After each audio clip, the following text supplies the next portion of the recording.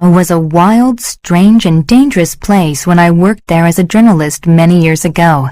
It was even wilder, stranger, and more dangerous than it is today. It was the kind of place where you never knew what was going to happen next.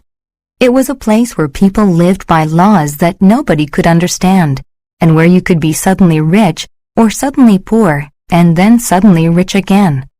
You could be a beggar one day, a prince the next, and then a beggar again. All sorts of strange people came from England to try and make money there, and they found very unusual ways to make it. There was enormous wealth in India, and if you could find a way to get some of it, you could live very well. If you couldn't find a way, you would live very badly indeed. Begging is not fun. At the time that my story begins, I wasn't a beggar, but I was certainly not a prince. I was traveling to Mohau from Ajmer on the train, and because of lack of funds, I had to travel in third class, which is not very nice. There are no cushions on the seats, and the passengers carry their food in bundles and pots, and drink water from the roadside. In summer, when it is really hot, third-class passengers are sometimes carried out of the carriages dead. I was the only person in the carriage until we reached Nazirabad, when a huge Englishman in shirt sleeves came in and began to talk to me. He was also a traveler, and we shared stories of our past adventures. He then wondered how he could send a telegram to his friend, who was in Ajmer, because he only had enough money for his dinner. I had no money at all, and although I would be paid when I reached Mohau, there was no telegraph office there, so I was not able to help him. "Did you say that you would be traveling back along this line soon?" asked my big friend. "In about 10 days, I replied. "Can't you make it 8? My business is urgent." "I can send your telegram for you in 10 days' time if that will help you," I said. My fellow passenger thought about it for a moment. "My friend is traveling from Delhi to Bombay on the 23rd, so I don't think the telegram will reach him in time, but perhaps there is another way. He will pass through Marwar Junction early in the morning of the 24th, and you might be returning through there at about that time. Do you think you could be there to give him a message? If I don't tell him where I am, he won't know where to go." I thought that this might just be possible. "All you have to say to him is, 'He has gone south for the week.' He'll know what that means. He's a big man with a red beard, and he'll be asleep in a second-class carriage. Just wake him up and tell him the message." I said that I would do it if I could, and then he told me that he was on his way to Dagumbar because he had heard that the Rajah had done something bad.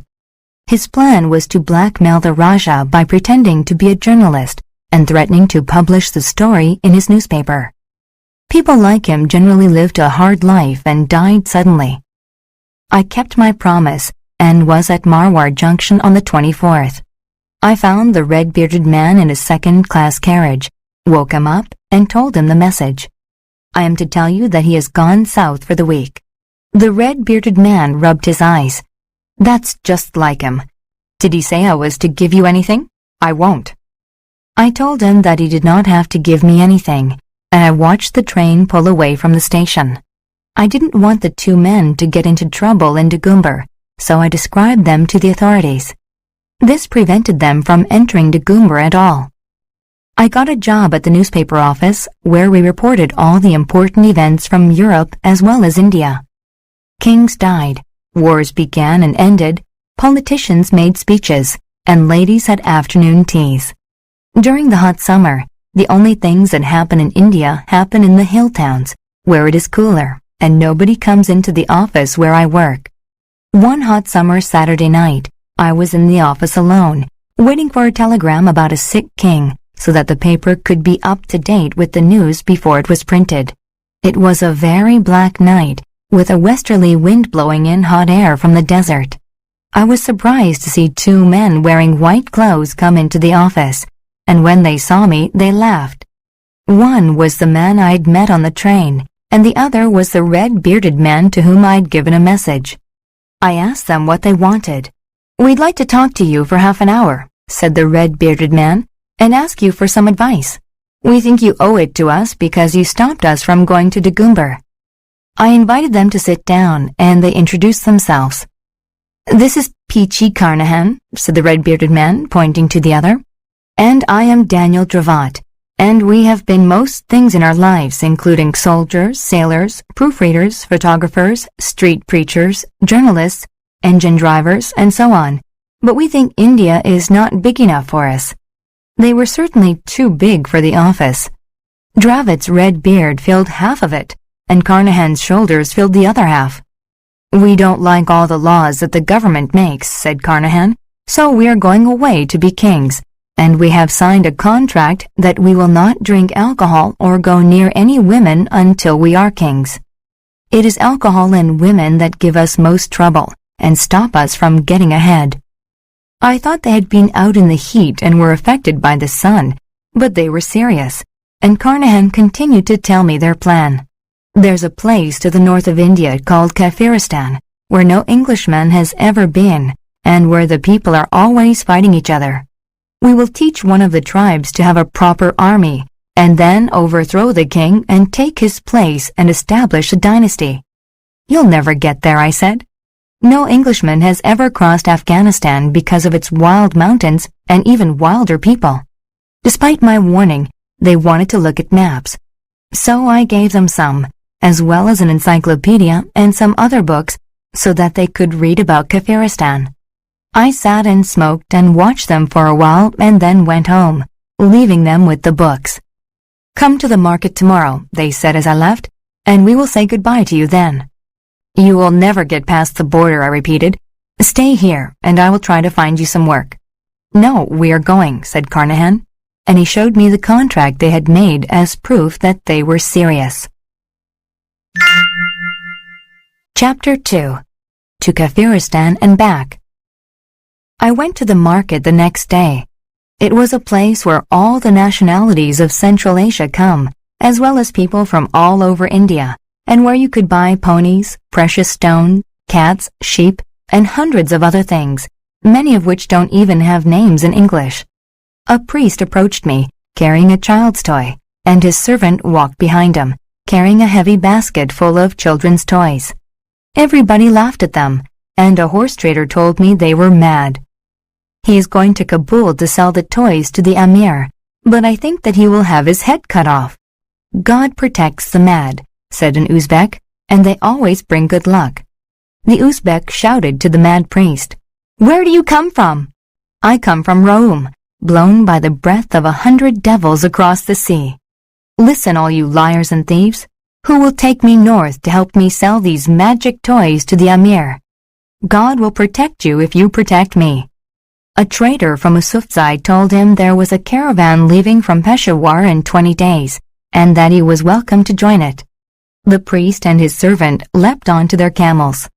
As they left, the priest turned to me and invited me to come a little way along the road with him, promising to give me a ring that would make me the king of Kafiristan. Suddenly, I understood, and I followed the priest and his servant out of the market. When we reached the open road, the priest spoke to me in English. It was Dravot. Carnahan was his servant, and they had 20 of the best rifles that money could buy, with ammunition for them hidden under their basket of toys. They both shook hands with me and said goodbye, and I watched the camels go down the road. I was certain that I would never see them again, because their plan was insane and full of danger. 2 years passed. Lots of things happened in those 2 years, and all of the important ones were recorded in our newspaper. Kings died, but the daily work in our office remained the same. On another one of those hot, dark nights, I was again sitting alone in the office, waiting for some news to come by telegram, when a strange creature crept into my room. It was a man, but his head was sunk between his shoulders, and he shuffled along like a bear. He was dressed in rags, but he called out my name and told me that he had returned. "Give me a drink," he croaked. "Don't you know me? I am Peachy Carnahan, and I was the king of Kafiristan, together with Daniel Dravot, and you have been sitting here all that time." I was more than astonished and said so. We were real kings, with crowns on our heads. Poor Daniel, he would not take advice, though I begged him. I gave him a whiskey and told him to stay calm and tell me his story slowly. "I am not mad," he said, "but you need to look into my eyes, or I will forget." I saw his hands, and they were like bird claws, with a strange scar on the back of each. Then I looked into his eyes. "You left the market on your camels with Dravot dressed as a mad priest, and you were his servant. Can you remember that?" I asked.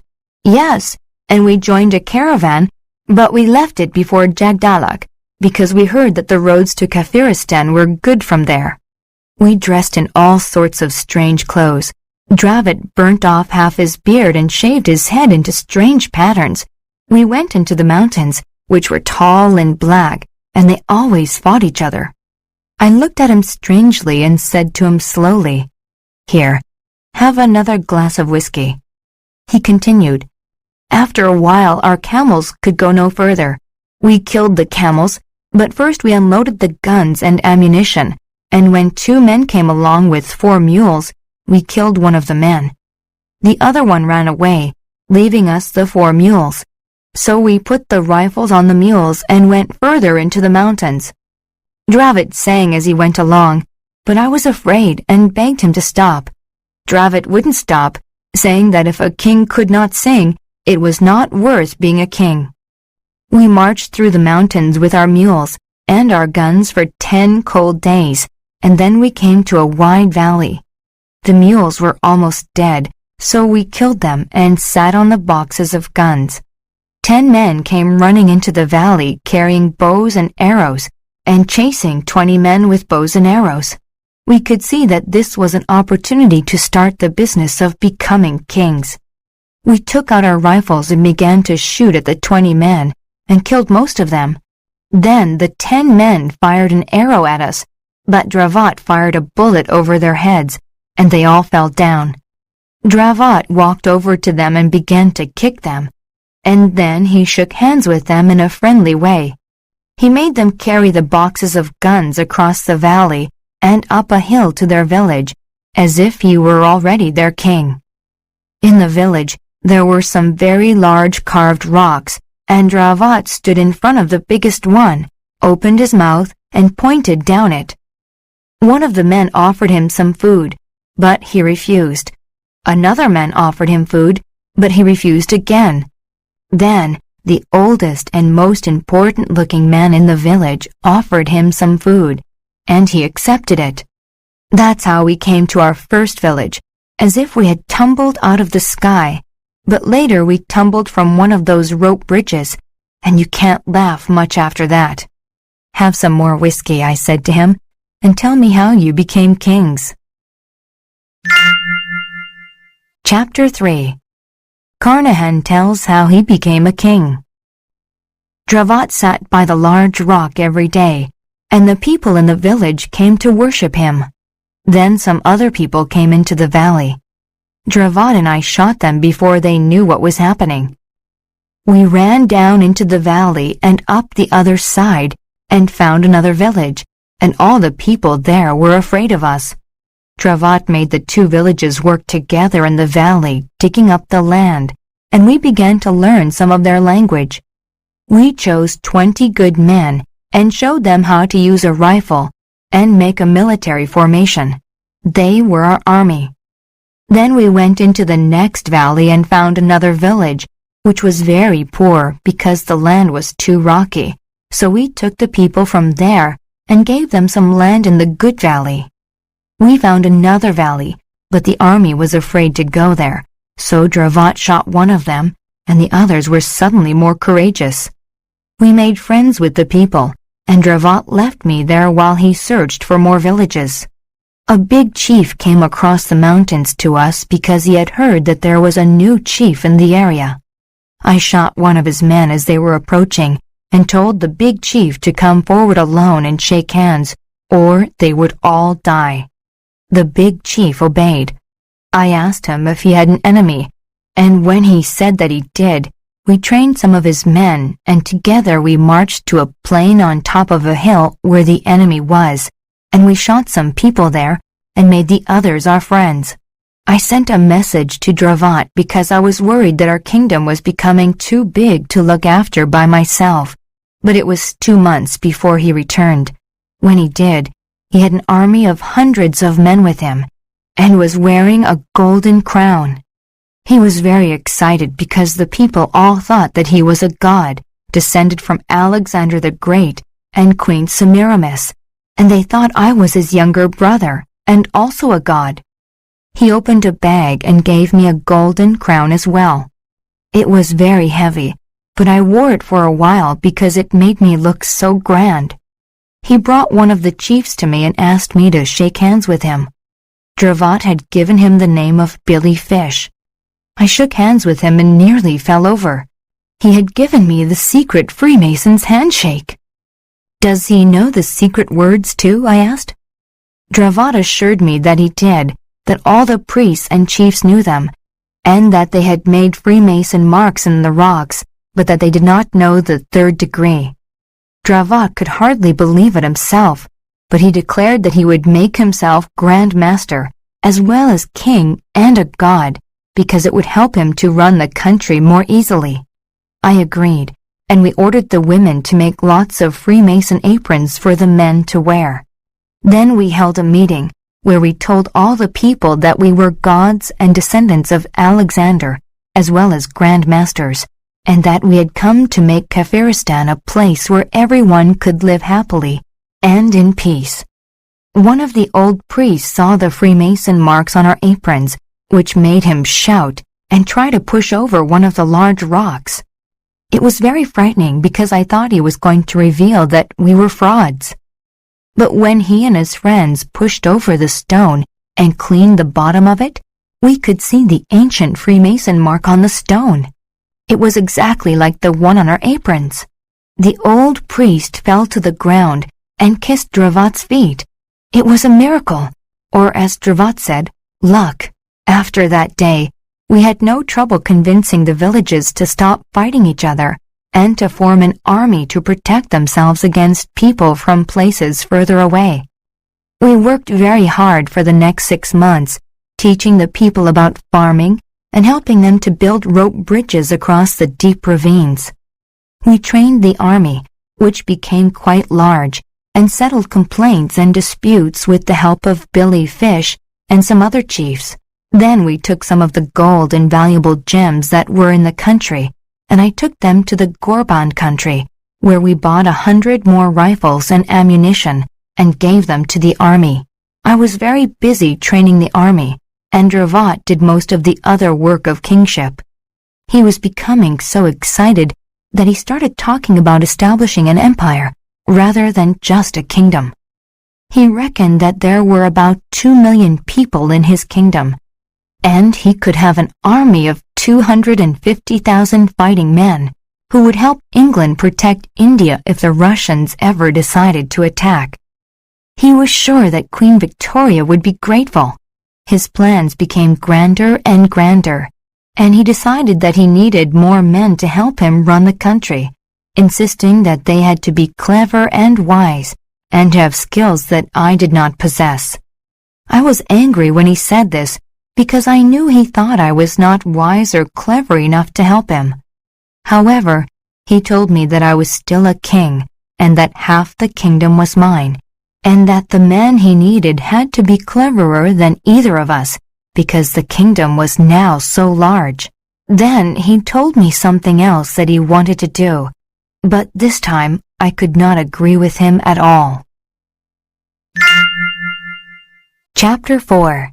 Kings, Gods, and Men. "Winter is coming," said Dravot, "and nothing much will happen then because it is too cold. So I am going to get a wife, and I think you should too." "I don't think it is a good idea," I replied. "We still have a lot to do. Remember all the trouble that women have brought us in the past? We made a contract." "But the contract was only until we became kings, and we have been kings for many months now. We should both have nice, young, healthy girls to keep us warm in winter, and we can take any one of them that we choose, perhaps even more than one, because we are kings. I'm staying away from women until we are a lot more settled than we are now. I haven't forgotten the trouble they made for me when we were living in Mogul Street in Bengal. But this will not be a Bengali woman. This will be a queen. I warned him that could only lead to trouble. "Don't do it, Daniel." "I will do it," he said, and walked away from me. The sun shone on his red beard and on his crown, and he looked as if he was on fire. Getting a wife was not as easy as Dravot thought. He asked the chiefs about it, but they did not give any advice until Billy Fish said he had better ask the girls which of them wanted to be the queen. But this made Dravot angry. He thought that a king should not ask a girl to be queen, but that the chiefs should find one for him. He shouted at the chiefs about all the things he had done for them and walked away. I asked Billy Fish what the problem was, and he told me that no girl would marry a god or a devil because they thought they would die if they did. I tried to explain this to Dravot, but he would not listen and ordered the chiefs to give him a wife the next day. I was awake very early the next morning, and when I went out, I saw the chiefs and priests standing around whispering to each other, and they looked at me out of the corners of their eyes. "What's the matter?" I asked Billy Fish. "I can't really say, but if the king would give up this idea of marriage, it would be better for him and also for us." I knew that Dravot would not change his mind. I told Billy Fish that we were not gods, but only men. He said that it would be better to let the people believe that we were gods. Nevertheless, he told me that he had 20 men who would be loyal to the two kings no matter what happened. Winter was already beginning, and there was a little snow on the ground when Dravot arrived for the wedding. I urged him once more to drop the plan and warned him that there would be trouble, but he would not take any notice. "There will be no trouble, Peachy," he said, "for they are my people, and they love me more than they love their fathers. Where's the girl? Let the emperor see if his wife suits him." All the chiefs and priests were there, and a group of priests brought a girl to Dravot. She was beautifully dressed and wore a large number of jewels. The priests blew the trumpets loudly enough to wake the dead. The girl looked back at the priests as she came toward Dravot, her face as white as death. "She'll do," said Dravot. "Come and kiss me, girl. You don't need to be afraid." He put his arms around her, and she closed her eyes and put her face into his red beard. "She's bitten me!" exclaimed Dravot, putting his hand on his neck where her teeth had broken the skin. His hand had blood on it, and the priest began to howl. "Not a god, not a devil, but just a man." Billy Fish pushed us both to where his loyal 20 soldiers were, just as the army attacked. The loyal 20 tried to protect us, but the army had too many people in it now, and we had to run. Dravot blamed me for not keeping the army under control, and called me every bad name under the sun. "We cannot escape," said Billy Fish, "because the priests will be telling everybody in the valley that you are not gods or devils, but just men. I am a dead man." He fell to the ground and began to pray. We got away from the village, but only 6 of the 20 men were still alive. It was very steep country, and when we came to a village, the people there began to shoot at us because they had already received the priest's message.